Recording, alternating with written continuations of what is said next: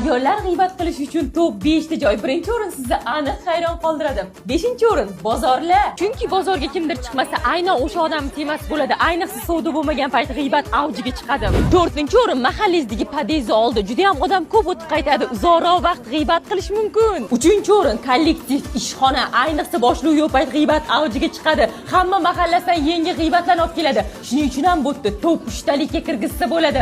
2-o'rin hamma kutgan gap gashtinglar. Piyoda birovni eshitmasdan g'iybat bo'ladi. Uy egasi ham qolmaydi. Idishlarni ham yaxshilab yuvmabdi, ha? Yaxshi ham bayvi degan narsalar bor.